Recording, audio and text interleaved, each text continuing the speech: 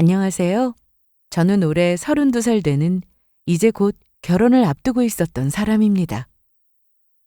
연애도 오래 했고 양가 부모님과도 익히 얼굴을 익히고 편하게 지냈던 상황이었기에 말 그대로 예비 신부라고 불리는 게 어색하지 않았죠. 남자친구는 조용하고 성실한 사람이었고 저희 부모님도 그런 모습을 매우 만족스러워 하셨어요.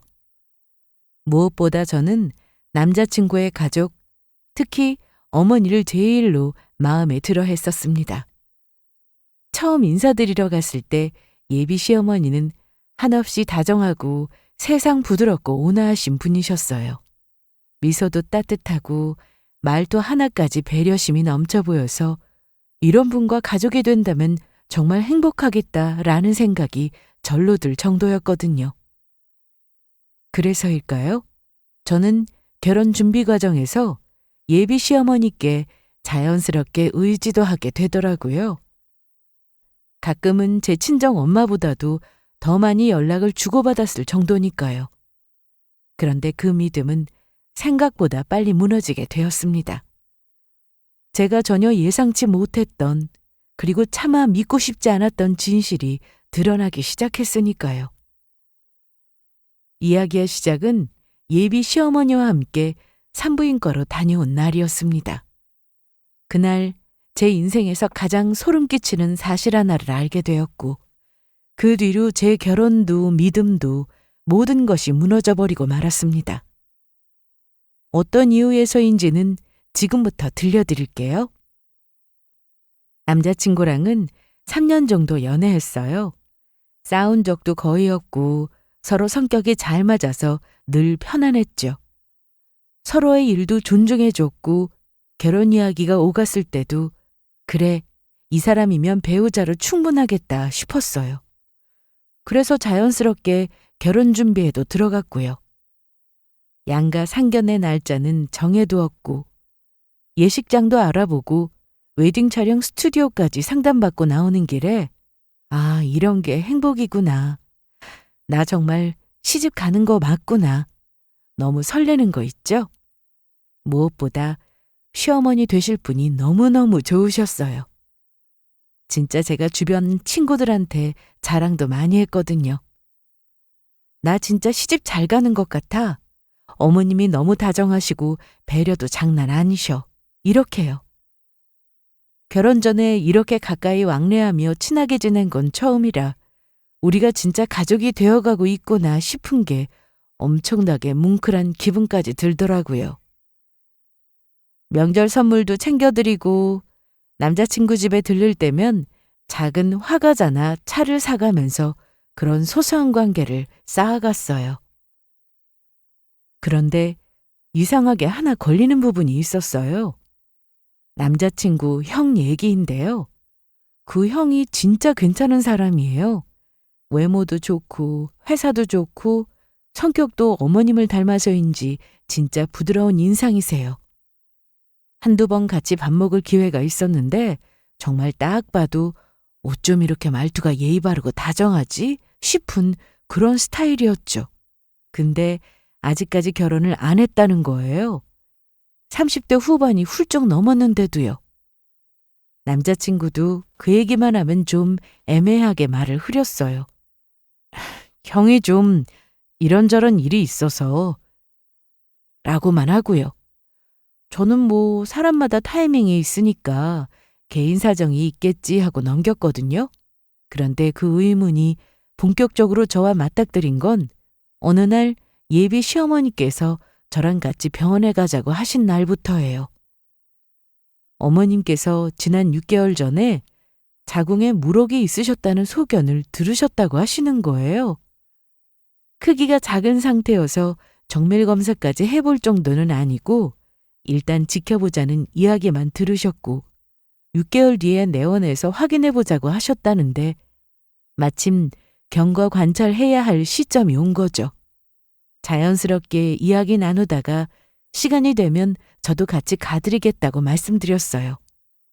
저도 마침 자궁 경부암 검사 해당하는 해라 겸사겸사 저도 검사도 받으면 되니까요. 그러니 어머님도 같이 가주면 고맙게 생각하겠다고 하셔서 같이 가게 됐어요. 병원에서는 늘 그렇듯 기다리는 시간이 길었고 저는 어머님이 진료 보러 들어가시고 소파에 앉아 진료가 끝나기를 기다리고 있었어요. 그런데 한 간호사분이 저를 유심히 보시더니 조용히 다가와서 쪽지를 건네주시는 거예요. 잠시 진료실로 와주세요. 꼭 드릴 말씀이 있어요 라고요. 처음엔 엄청 놀라고 당황했죠. 어머님께서 어디가 안 좋은 건가 싶어서 심장이 덜컥 내려앉더라고요. 간호사 선생님은 어머님이 진료보고 계신 옆방 2번 진료실로 들어가셨고 저는 그 방을 따라 들어갔었어요. 저를 보는 간호사 선생님은 난감해하는 표정도 보이시고 어찌할 줄 몰라 하시는 태도도 보이셔서 저도 이게 무슨 상황인가 싶더라고요. 마침 간호사 선생님께서 자기소개부터 하셨는데 이전에 다른 병원에서 근무하셨다고 하더라고요. 거기서 예비 시어머니를 보호자로 뵌 적이 있었고 그때 만났던 환자가 시어머니의 큰아들의 여자친구셨다고요. 사실 여기까지만 들으면 이게 무슨 뜬구름 같은 소린가 싶잖아요. 그 이야기를 저에게 왜 하는 거지? 이게 무슨 상황인지 듣는 내내 이해가 안 가는 표정을 지으니 이어서 조심스럽게 말을 꺼내셨어요. 놀라게 해서 죄송해요. 어머님 건강에 문제가 있는 건 아니니까 걱정 안 하셔도 되고요.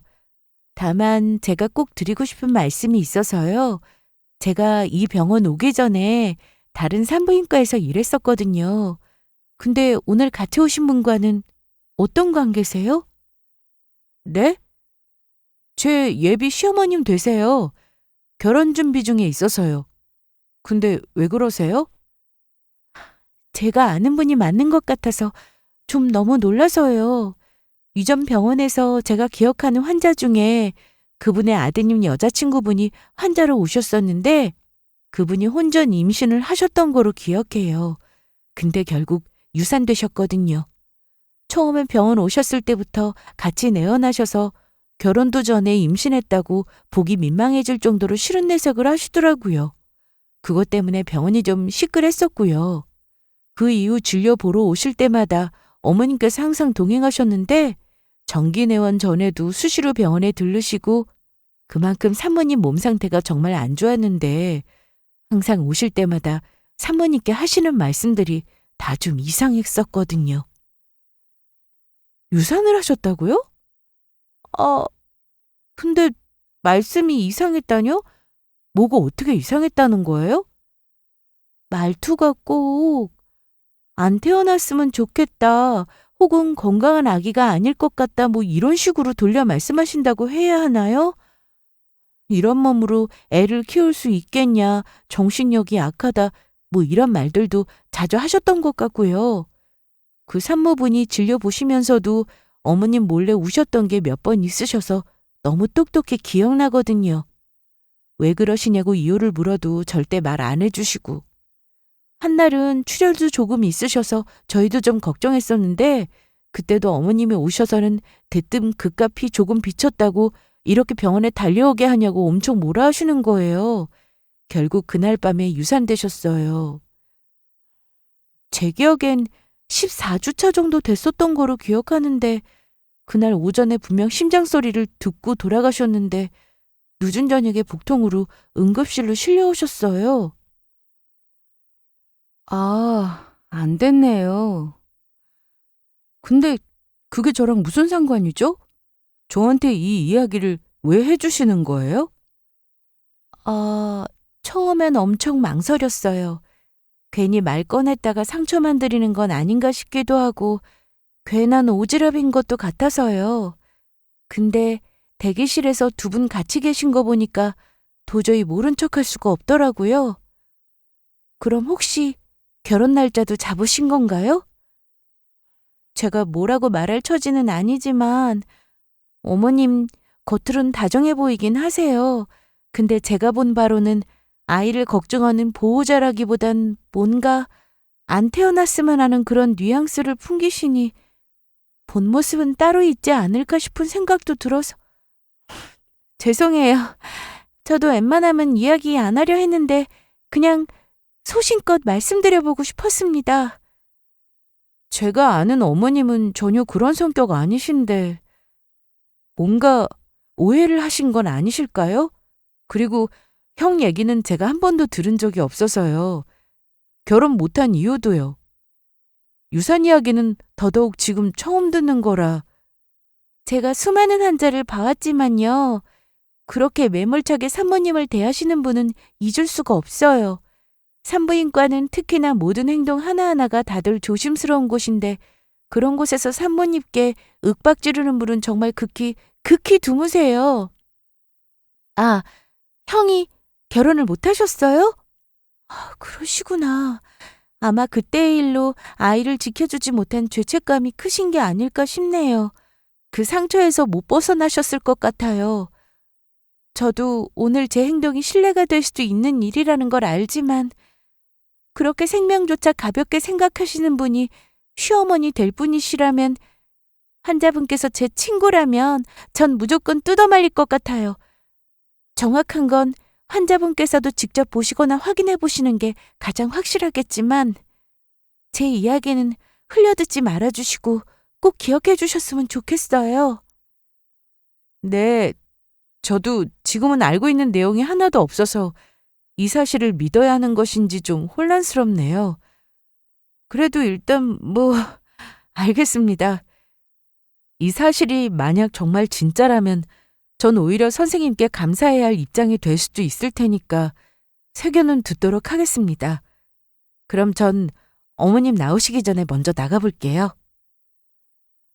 간호사 선생님의 말로는 예비 시어머니의 큰아들, 그러니까 제 남자친구의 형에게도 예전에 여자친구가 있었는데 결혼도 전에 그 여자친구가 임신을 했다는 겁니다. 그런데 그 아이는 결국 세상에 나오지 못했다는 거예요. 유산이 돼버렸다고 하셨죠. 여기까진 그래요. 안타까운 일이구나. 그렇게 생각할 수도 있어요. 그런데 그 유산이 그냥 우연히 일어난 일이 아니라는 거예요. 그 간호사님 말로는 그 당시 상황을 보면 스트레스 유도나 과도한 감정적 압박이 있었다는 걸 의심할 수밖에 없다고 하더라고요. 매번 진료 때마다 동행하셨던 시어머니의 태도나 언행이 너무 심했고 의료진들 사이에서도 그 이야기가 한동안 회자할 정도였대요. 그 말을 듣는 순간 꽤나 큰 충격을 받았어요. 남자친구 형이 아직 결혼하지 않은 이유에 대해서 이제 알게 된 거죠. 큰형의 입장에서는 아이를 지키지 못했다는 그 상처가 얼마나 깊었으면 지금껏 회복하지 못하고 혼자 지낼까 싶은 생각도 들었고 그 여자친구를 유산시키게 만든 장본인이 지금 제 옆에서 다정하게 웃고 있는 예비 시어머니라는 게 제 입장에선 쉽게 받아들여지지 않았습니다. 간호사 선생님은 혹시라도 결혼을 생각하고 계시는 분이 있다면 다시 한번 생각해보는 것도 좋을 것 같다는 말을 덧붙이셨어요. 오지랖인 거 알지만 정말 저분은 아닌 것 같다고요. 오지랖 맞죠. 근데 그건 개인의 성향이고 차이니 그러려니 하는데 제가 알던 어머님과 전혀 매칭이 되지 않아 저도 너무 혼란스러워서 일단 알겠다고만 하고 진료실을 나왔습니다. 그날 병원을 나오면서부터 제 머릿속엔 수많은 물음표가 맴돌았어요. 내가 간호사 선생님께 들은 게 진짜일까? 설마 아니겠지? 아닐 거야. 하지만 그렇게 부정하면 부정할수록 이상하게도 예비 시어머니의 말투, 눈빛, 사소한 행동 하나하나가 다시 보이기 시작하는 거예요. 색안경이 씌인 것인지 제가 그동안 의심 없이 넘겼던 것들이 하나둘씩 연결되는 것 같은 기분도 들더라고요. 그리고 마음속에 없던 불안도 생겨버리기 시작했어요. 이 결혼 정말 괜찮은 걸까? 내가 정말 이 가족과 한 배를 타도 되는 걸까? 이 고민이 저를 깊은 곳으로 끌고 가기 시작했습니다. 그 이야기를 들은 후 며칠 동안은 아무 일도 손에 잡히지 않았어요. 그저 멍하니 남자친구 얼굴을 떠올렸다가 예비 시어머니의 미소를 떠올렸다가 다시 그 간호사 선생님의 표정을 떠올리길 반복했죠. 생각해보면 처음부터 이상한 것 같긴 했어요. 어머님은 저에게 너무 다정하게 대해주셔서 오히려 어색할 정도였거든요. 그런데 그때는 그게 좋은 사람이라 믿고 싶어서, 아니, 믿어야만 해서 제 자신을 속이고 있었던 것인지도 모르겠네요. 그러던 어느 날 평소처럼 예약해둔 피부샵에 들렀어요. 결혼 준비하면서 피부 관리는 습관처럼 다니고 있었는데 그날따라 몸도 마음도 무겁고 괜히 조용한 곳에서 누워있고 싶더라고요. 그 샵은 커튼으로 공간이 나누어져 있어서 서로 얼굴을 보기 어려운 구조예요. 그래서 귀로 들리는 소리에 더 집중하게 되죠. 제가 침대에 누운 지 얼마 안 됐을 때 바로 옆 침대에서 너무도 익숙한 목소리가 들리기 시작하는 거예요. 처음엔 설마 싶었거든요. 근데 틀림없더라고요. 예비 시어머니였어요. 다행히 커튼이 쳐져 있어서 어머님은 제가 온 줄도 모르고 계셨고 저도 단번에 아는 척은 하지 않았습니다. 그냥 오늘은 좀 조용히 보내고 싶었거든요. 근데 어머님은 너무 자연스럽고 아무렇지 않게 제 얘기를 하기 시작하는 거예요. 그것도 너무 가볍고 너무 무례하게요. 걘 좀 눈치가 없어. 내가 무록 있다고 했으면 지가 알아서 건강검진도 꼬박꼬박 데리고 알아서 척척해줘야 하는데 며느리 되겠다는 애가 그리 꿈떠서 결혼해선 어떻게 하려는가 몰라. 순간 숨이 턱 막히는 기분이 들더라고요. 제 이야기가 맞았고 확신할 수 있었죠. 우리 애가 좀 아까운 구석이 있어. 그 앤 좀 뭐랄까, 그릇이 작다고 해야 할까? 집안 차이도 우리보단 별로고. 요즘 애들이 그렇잖아. 겉으론 공손한 척하지만 속 다 보여. 그 말을 듣는 순간 온몸에 피가 확 도는 것 같았어요. 어머님은 분명 늘 제게 우리 딸이라며 다정하게 말씀하셨는데 그 이면엔 이런 생각을 품고 있었던 거죠. 저를 깎아내리면서도 겉으론 따뜻한 척. 간호사 선생님의 말씀이 그 순간 또렷하게 떠올랐어요. 말은 다정했지만 말 속에 꼭 바늘이 있는 것 같더라고요.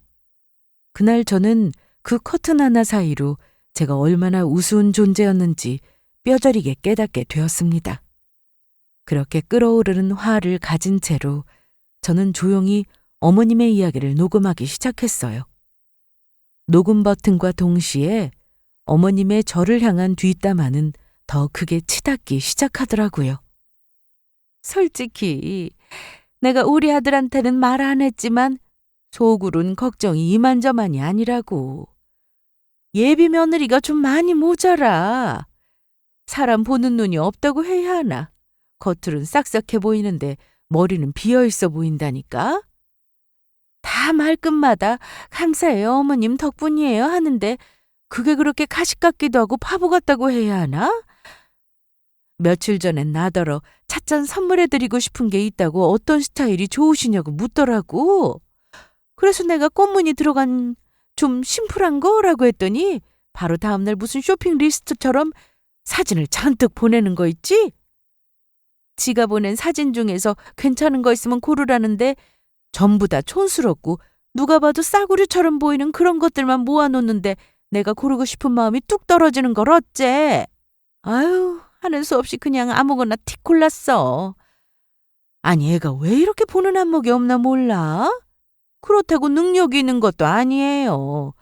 자기 일한다고 바쁘다면서 웨딩 준비도 겨우겨우 하던 것 같더니만 결국엔 우리 쪽에서 추천해준 예식장으로 골랐다니까? 우린 우리 아들만 믿고 다 도와주는데 그걸 당연하게 생각하는 느낌이랄까? 애가 멍해서 고마운 줄을 몰라요. 그리고 그 집안도 그렇고. 그 집 엄마도 뭐 장사한다고 했던 것 같은데 사실 장사야 그거 아무나 못한다지만 식당 장사가 뭐야. 최소한 체면은 지켜야지. 그리고 무엇보다 마음에 안 드는 건 지 아버지 얘기는 쏙 빼놓고 엄마랑 둘이 산 얘기만 자꾸 한다니까? 왜 그런지는 모르겠는데 뭔가 숨기는 게 있는 것 같기도 하고 가정사 복잡한 사람들은 좀 꺼려지잖아. 괜히 결혼하고 나서도 뭐 터질까 싶고 그나마 우리 애가 순해서 다행이지. 그런데도 내가 앞에서 말 한마디 안 했잖아. 싫어도 싫은 티 절대 안 내고 얼마나 잘해주는데 상처받을까 봐 그냥 참아주는 거지. 지금도 그냥 좀 기다려보는 중이지. 결혼이라는 게 아무나 한다고 되는 게 아니잖아? 살다 보면 다 보여, 그릇이. 저는 어머님의 말씀을 듣는 순간 심장이 뚝 떨어지는 기분을 느꼈어요. 진짜 이럴 수가 있나 싶었죠. 그동안 그렇게 다정하게 웃던 사람이 제 얘기를 저렇게 아무렇지도 않게 그것도 낯선 사람 앞에서 깎아내리고 있다는 걸 제 귀로 똑똑히 들으니 그 자리에 그냥 얼어붙어 버렸어요. 마음이 무너진다는 게 이런 건가 싶었어요. 화가 나는 것도 있었지만 그보다 더 먼저 찾아온 건 배신감이었어요. 아, 나는 정말 진심이었는데 어머님께 나는 그냥 손쉬운 입버릇이었구나. 손끝이 떨리고 눈물이 나올 것 같았어요. 근데 그 와중에 그분 입에서 또 다른 이야기가 튀어나왔어요. 이번엔 큰아들 얘기였어요. 말하는 투가 정말 저질이었어요. 우리 큰애? 그 애는 원래 여자복이 없어. 예전엔 애까지 생겼었는데 아휴, 그건 생각하기도 싫네. 그땐 워낙에 어렸으니까 경솔했지 아주. 그 말을 듣는데 너무 충격적이라 입이 저절로 벌어지더라고요. 그 경솔했다고 말한 일이 생명이 사라진 일이었는데 그게 누구 책임인지 그분이 가장 잘 알 텐데 그걸 저렇게 아무렇지도 않게 마치 괜한 감정 낭비였다라는 듯 털어놓는 걸 듣는데 진짜 소름이 끼치더라고요. 간호사 선생님 말씀이 자꾸 겹쳐서 떠올랐어요. 말은 다정했지만 말 속에 꼭 바늘이 있었다고요. 지금 저 이야기를 듣고 있는 저는 그 바늘이 제 가슴을 꿰뚫는 기분이 들었어요. 그제야 확신이 번뜩하고 들었죠. 아, 이 결혼 하면 안 되겠구나. 저는 저렇게 겉과 속이 다른 시어머니를 모실 생각도 없었고 사람을 저렇게 내리까는 사람과는 절대 함께하고 싶은 생각이 들지 않았습니다. 그리고는 연이어 남은 큰형의 이야기를 꺼내시더라고요.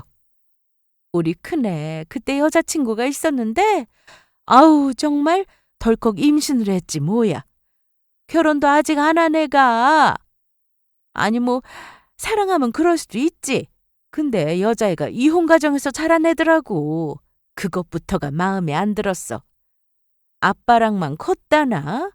엄마는 어릴 때 집을 나갔다고 하더라고. 그런 가정에서 뭐 제대로 배우고 컸겠어. 아우 답답해서 속에서 천불이 났지 아주. 근데 우리 애는 또 순해서 말도 못하고 그냥 상황에 끌려다니더라고. 우리 애는 출장도 자주 다니잖아. 그러니까 어쩔 수 없이 산부인과도 내가 같이 가지고 좀 챙겨줬지. 근데 아니 갈수록 너무 마음에 안 드는 거야. 태도도 그렇고 너무 촌스럽고 얄밉더라고. 아니 내가 뭐 대단한 걸 바랬나? 어른 앞에서 기본적인 예의는 있어야지. 그래서 그냥 어휴 못된 마음인 거 알지만 그냥 그땐 그냥 확 유산이나 돼버렸으면 좋겠다 싶었거든. 아니 원치 않은 아이는 사실 좀 그렇잖아. 결혼도 아직 안 한 사이인데. 요즘 다들 뭐 임신이 혼수라는 말도 있던데 아유 난 그런 거 딱질색이었어. 그리고 우리 집안에 그런 애 들이긴 싫었고. 그래서 내가 김치 담글 때도 같이 시키고 시댁일이 어떤 건지 알려준답시고 힘든 일 좀 시켜봤거든.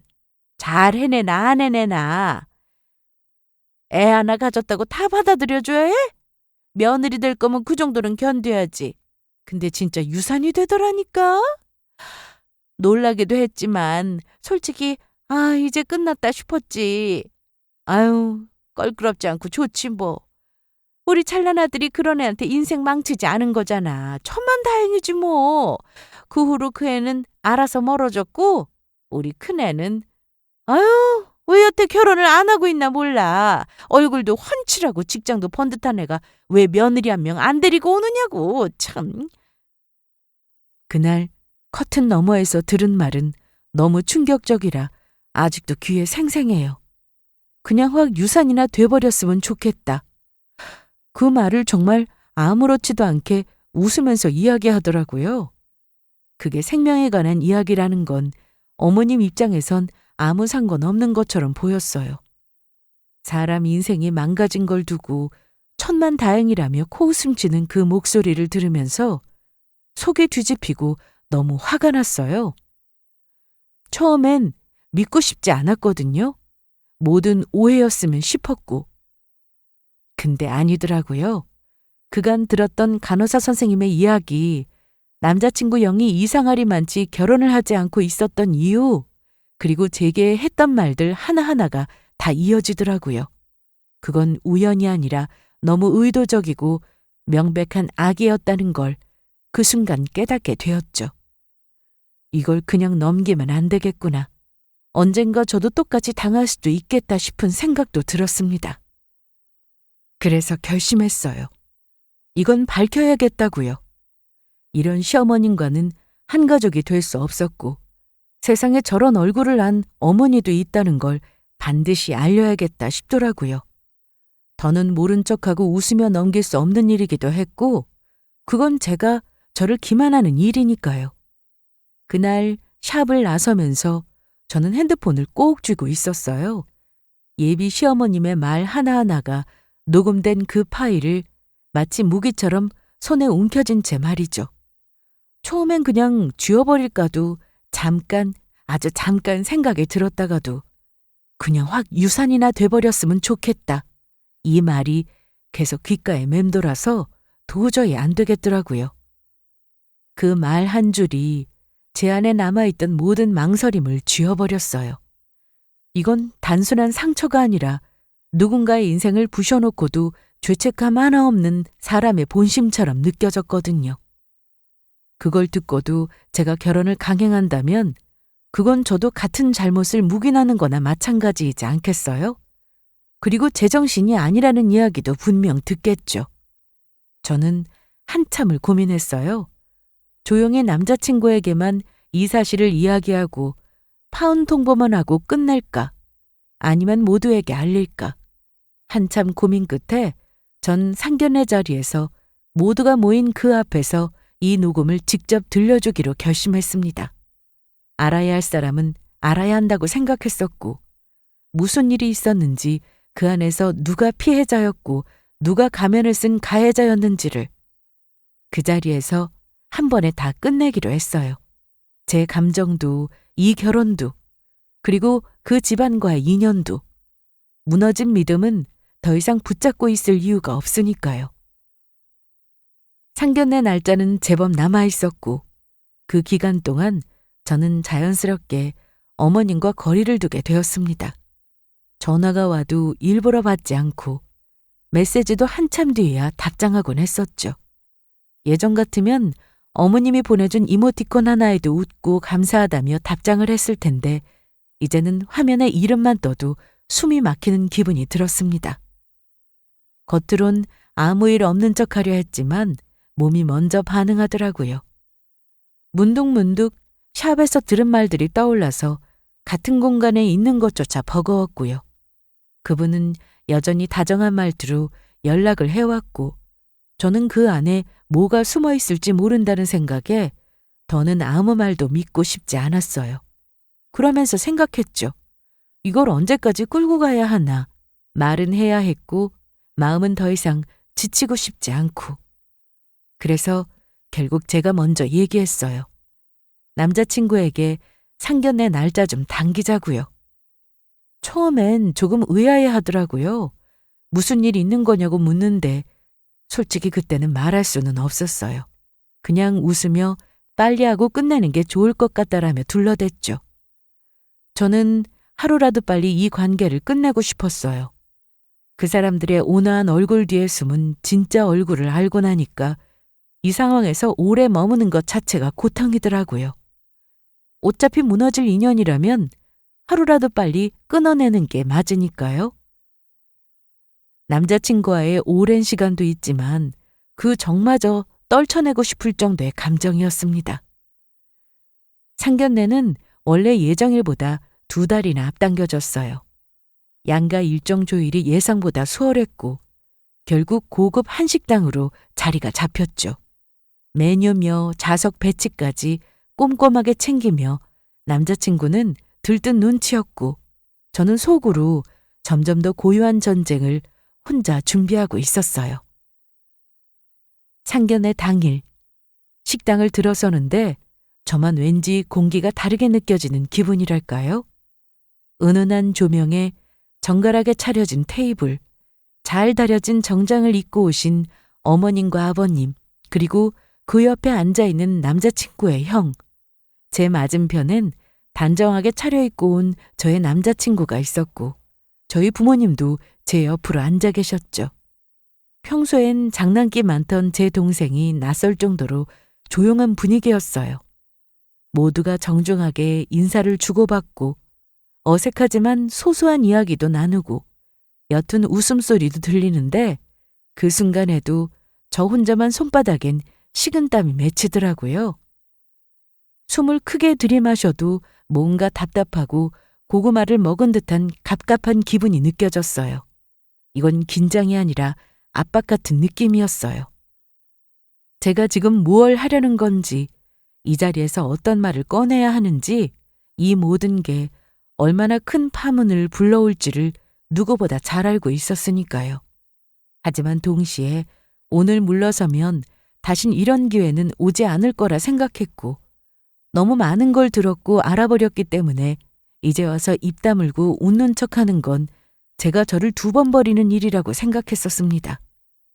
예비 시어머니는 상냥한 말투로 많이 긴장되지 하고 웃으셨고 그 미소를 보는 순간 저는 다시 마음을 다잡았어요. 이제 곧 이 가면을 벗겨드릴 시간이라고요. 어머니께서 쌓아 올린 체면과 거짓말, 그 모든 것을 저는 여기서 끝낼 거예요. 저희 딸이요. 성격이 좀 둥글둥글해서 웬만한 사람하고도 다 잘 지내긴 해요. 근데 얘가 진호만큼 편하게 느껴지고 안정감 있다고 말한 사람은 처음이었어요. 속 깊고 따뜻하다고 믿음이 간다고 그러더라고요. 아유, 말씀만으로도 감사하죠. 저희 애가 원래 표현이 서툴러서 그렇지 속은 참 괜찮아요. 사부인 말처럼 애가 워낙 성격이 착해서 누구든 편하게 대해주려고 엄청나게 노력하는 성격이에요.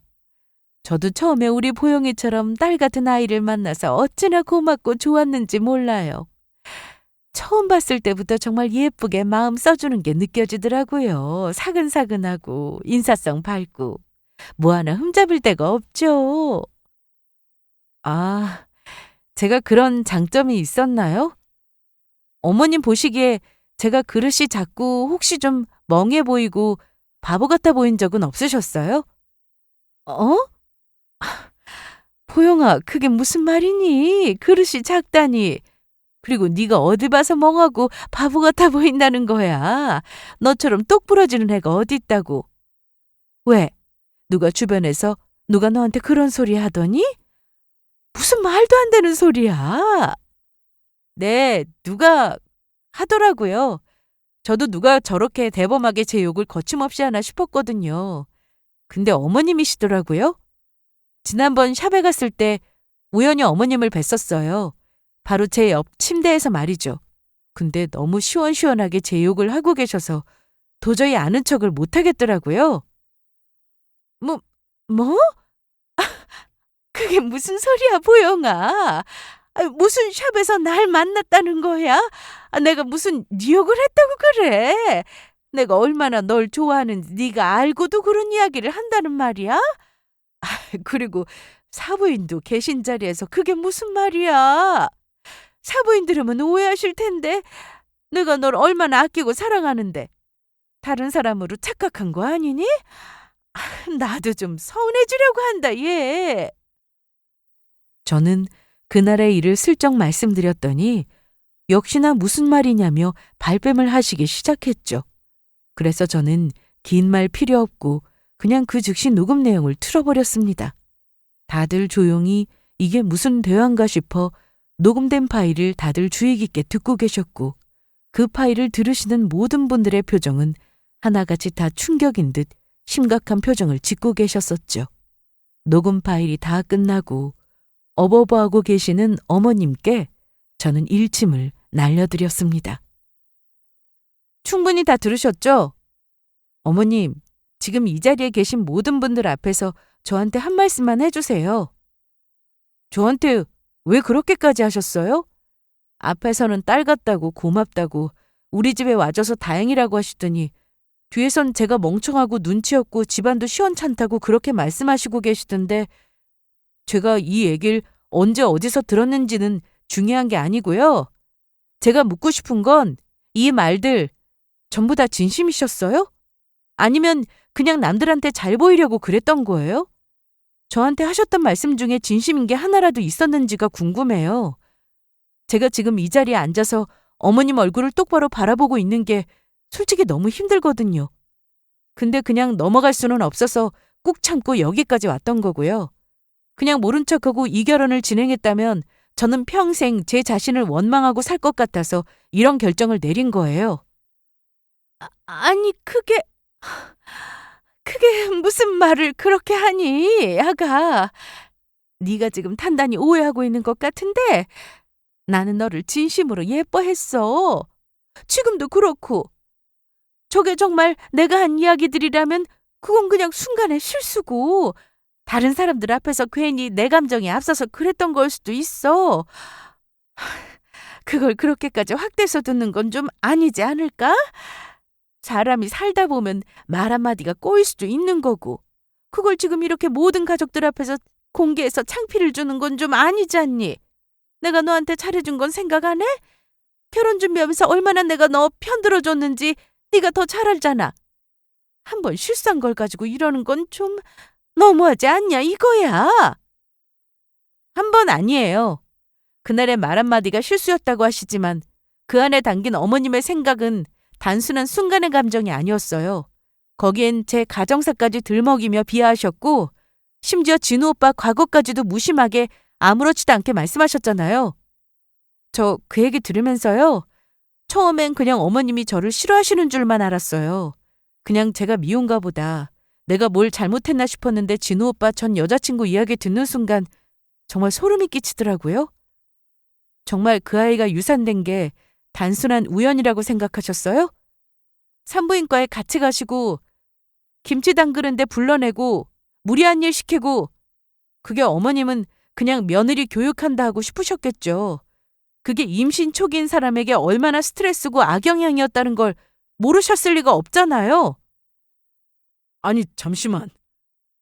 엄마 그때 주희한테 김치를 담그게 했다고? 그게 무슨 말이야? 그때 나한테 그런 이야기 없었잖아. 아니, 주희도 나한테 그런 이야기 안 해줬었다고?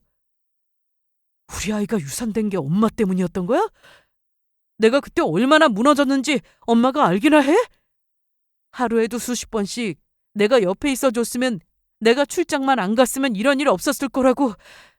내가 조금만 더 책임졌으면 아이가 무사했을 거라고. 내가 그 죄책감 안고 살아온 세월이 몇 년인지를 알아? 근데 저 녹음된 엄마 목소리에서는 그걸 천만 다행이라고? 내 인생에서 가장 아팠던 기억이 엄마한텐 다행이었던 거야? 지금? 진짜 역겨워서 숨이 안 쉬어져. 엄마는 내 인생 한가운데서 사람 하나를 쥐어버렸어. 그리고는 아무 일도 없었다는 듯이 다음 며느리 고르고 있었고 난 그것도 모르고 그렇게 노래 부르는 크루즈 여행 보내드린다고 신경 쓴 거야?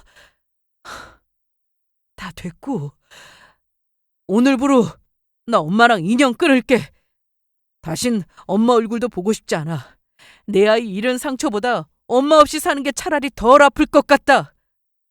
아니, 너 지금 뭘 알고 말하고 있는지도 모르고 네가 오해하고 있는 거야. 내가 무슨 유산을 시켰다고 그래. 그리고 배도 안 불렀고 어차피 결혼하면 시댁 일하는 건 당연한 건데 그것 조금 시켰다고 어떻게 유산이 되냐고. 그렇게 말하면 내가 더 억울하지. 그리고 어떻게 이 자리에서 엄마랑 인연을 끊겠다는 말을 그렇게 쉽게 하는 거야? 내가 너 키우면서 뭐 하나라도 널 위해서 안 한 게 있었니? 결혼도 못하고 있는 네가 안쓰러워서 내가 얼마나 속을 태우고 신경 썼는지 네가 알긴 하냐고. 엄마가 조금 간섭한 게 그렇게까지 잘못이야? 그깟 옛날 얘기 다 지난 일 가지고 지금 이 자리에서 나를 그렇게 사람들 앞에 세우고 이렇게까지 해야 하니? 네가 지금까지 받은 게 얼마인데 어떻게 엄마라는 사람한테 그렇게 잔인한 말을 할 수가 있어? 다들 듣고 있잖아. 이 많은 사람들 앞에서 네가 엄마 손절하겠다고 소리치는 게 지금 자식된 도리에서 나오는 행동이냐고! 엄마, 지금 이 자리에서 엄마라는 소리 듣는 게 제일 역겨워. 내가 얼마나 바보처럼 살았는지 알아? 난 여태껏 엄마 속 썩인 적도 없었고 엄마 말이라면 다 따르고 이루어졌어. 근데 결국 그 엄마의 사랑이라는 게 내 연인 하나 망가뜨리고 내 아이까지 죽게 만든 거였잖아. 나는 그 애한테 평생 사과하면서 살아야 한다고. 나는 정말 우리 아기가 약해서 그런 줄 알았는데 엄마가 일부러 그런 거네. 산모에게 안 좋다는 걸 알면서도 일부러 괴롭힌 거잖아. 나는 우리 애를 잃게 만든 사람이 우리 엄마였던 걸 이제 알았다고. 엄마, 난 평생 죄인처럼 살았어. 근데 이제부터는 엄마를 부끄러워하면서 살게 될 것 같아. 어떤 부모가 아들 인생을 자기가 편해지자고 덜어내고 거기다 대고 천만다행이라는 말을 해. 그래, 엄마 말대로야. 우리의 유산된 게 엄마에겐 천만다행이었겠지. 근데 나는 그날 이후로 사람 하나가 죽은 것처럼 살았어. 이제 됐어. 엄마가 원하는 아들이면 난 아니야. 앞으로는 그냥 없는 사람처럼 살아. 어차피 엄마한텐 사람보다 체면이 더 중요하니까. 이제 그만들 하세요. 사부인, 더는 변명도 억울하단 말도 듣고 싶지 않네요. 그동안 사부인이 제 딸한테 어떤 얼굴을 보여주셨고 그 뒤에선 어떤 말을 하셨는지 충분히 알겠습니다. 말이란 게요, 실수처럼 나올 수는 있어요. 근데 그 말들이 한두 마디가 아니잖아요? 아이를 잃은 얘기까지 천만다행이라고 말하는 사람을 전 더는 어른이라고 부를 수도 없습니다. 그리고 제 딸이 사부인 앞에서 얼마나 조심하고 얼마나 예쁘게 행동했는지 저는 다 알고 있어요. 그런 아이를 멍청하니 눈치 없니 하면서 뒷담화를 하고도 지금 이렇게 눈 하나 깜짝 안 하시는 걸 보니까요. 아, 저희가 진짜 사람 잘못 봤구나 싶습니다. 체면, 자존심 가식! 그런 걸로 가정시켜지지 않습니다. 딸 가진 엄마로서 저는 오늘 여기서 딱 잘라야겠어요. 저희 딸 사부인 같은 분 밑에서 살게 할 수는 없습니다. 그게 부모로서 저의 마지막 책임인 것 같네요. 잠깐만요. 다들 제발 진정 좀 하세요. 지금 이 상황에 갑작스럽고 충격적인 건 알아요. 근데 제발 조금만 진정들 하시고 이걸 이렇게까지 한 번에 무너뜨릴 일이 맞는지는 다시 생각해 볼 수는 없을까요? 저도 진짜 몰랐어요. 엄마가 그런 말들을 했다는 것도, 형이 그런 상처를 안고 살았다는 것도요. 근데 그게 지금 이 자리에서 이렇게 터지니까 저도 뭘 어떻게 할지 모르겠는데, 그래도 이건 저랑 보영이 사이의 결혼이잖아요. 어머님과는 또 별개고요. 저희 엄마가 잘못한 거 맞고 그 부분에 대해서는 분명히 사과도 받아야 하고 책임도 져야 해요. 근데 저희들 사이까지 다 끝내야 하는 건지, 부모님 세대는 저희 기준하고 다르게 생각할 수도 있고 표현도 서툴 수 있으니까요. 그걸 감안하고 서로 중간에서 조율하는 게 결혼 아니겠어요? 보영아, 나 진짜 너 놓칠 자신 없어. 지금 감정으로 이 자리에 모든 걸 결정짓지는 말자, 어? 우리 사이가 그렇게 가벼운 사이는 아니잖아. 이 상황이 단순히 수습한다고 해결될 것처럼 보여? 누가 어떤 상처를 받았고 무슨 진실이 드러나는지는 중요하지도 않고 그저 무너진 분위기, 어긋난 계획 그것만 회복하면 되는 거야? 맞아. 자기 말대로 부모님 세대는 표현이 서툴 수 있어. 근데 의도적으로 사람을 무너뜨리는 건 서툰 게 아니라 엄청 나쁜 거야. 못된 거라고. 그걸 지금까지도 감싸고 있는 자기야말로 내가 이 결혼을 끝내야 하는 가장 확실한 이유 같기도 하네. 나는 참고 견디만 사는 삶, 그런 거 못해. 누가 봐도 틀린 일을 그럴 수도 있다라고 넘기는 사람 옆에서 내 인생을 망치고 싶지는 않아. 이 결혼 여기서 끝내자. 그리고 이 선택 절대 후회 안 할 자신도 있고. 그 말을 마지막으로 저희 가족은 자리에서 일어났어요. 더는 어떤 설명도 감정도 필요하지 않았거든요. 제 선택은 이미 끝났고 제 마음도 더 이상 흔들릴 게 없었으니까요. 집에 돌아가면서 저는 처음으로 옳은 판단과 선택을 한 제 자신이 조금은 대견하게 느껴졌어요. 그날 이후 모든 게 끝난 줄 알았어요. 근데 끝났다고 믿은 건 저 혼자였더라고요. 파혼하고 집에 돌아온 첫날부터 남자친구, 아니 이제는 전 남자친구가 문자를 보내오기 시작했어요. 미안하다는 말, 진심으로 몰랐다는 말, 그리고 한 번만 더 만나달라는 부탁까지. 하루는 온종일 전화가 오더라고요. 안 받았어요. 받는 순간 괜히 마음이 흔들릴까 봐서요. 사흘쯤 지나니까 집 앞까지 찾아오더라고요. 차에 앉아 몇 시간이고 기다리고 있었다는 걸 엄마가 먼저 보고 말해줬어요. 그 말을 듣는데도 저는 나가지 않았어요. 누구보다 잘 알고 있었거든요. 남자친구는 그저 그날의 일을 무마하고 결혼을 이어가고 싶은 생각뿐이라는 걸요. 연락을 받지 않으니 어느 순간부터는 그 사람도 더 이상 연락을 하지 않더라고요. 처음 며칠은 아침 저녁으로 문자가 오고 부재중 전화가 쌓이더니 일주일쯤 지나니까 메시지도 줄어들고 그 다음엔 그냥 조용해졌어요. 아무 말도 하지 않았는데 그렇게 저절로 끝났어요. 그 사이 저는 바쁘게 움직였어요. 계약해줬던 예식장도 취소하고 드레스샵 위약금 정리하고 턱시도 맞춰놨던 것도 연락해서 취소했고요. 스튜디오 예약도 청첩장 인쇄서도 하나하나 연락해서 다 취소했죠. 결혼이라는 단어가 남긴 흔적들을 조용히 지우는 일. 처음엔 막막할 줄 알았는데 의외로 담담하게 잘 해내고 있더라고요. 모든 정리를 끝내고 나니까 정말 딱 하나의 감정만 남더라고요. 다행이다. 정말 더 큰일이 날 뻔했던 걸 막은 느낌이었죠. 지금 돌아보면요. 간호사 선생님의 쪽지 정말 신의 한 수였어요. 그 조그만 쪽지 한 장이 아니었으면 저는 지금쯤 그 사람과 결혼해서 모르는 척, 모르는 채로 그런 시어머니 밑에서 하루하루를 갉아먹으며 살고 있었을지도 몰라요. 그때 진료실에서 조심스럽게 제게 건넨 그 말들, 그건 단순한 호의가 아니라 제 인생을 구한 정말 중요한 순간이었던 것 같거든요. 남들 눈엔 별일 아닐 수 있었지만 저한텐 너무도 결정적인 진실이었으니까요. 그리고 그 피부샵에서 예비 시어머니가 제 뒷담화를 아무렇지도 않게 늘어놓던 그 순간. 그것도 생각할수록 이상하게 기막힌 타이밍이었죠. 커튼 하나 사이로 어머님의 본심을 듣게 될 줄은 정말 상상도 못했는데. 그리고 뭐 같은 샵을 다니는 건 알고 있었지만 그 시간대에 오실 거라고 누가 알았겠어요? 지금은 그 모든 우연이 다 이유가 있었던 것 같아요. 어쩌면 제 인생은 그날들 덕분에 한참이나 덜 망가진 채로 다시 시작할 수 있었는지도 모르겠네요. 그래서요, 그 쪽지와 그 커튼 너머의 대화, 저는 평생 잊지 못할 것 같습니다.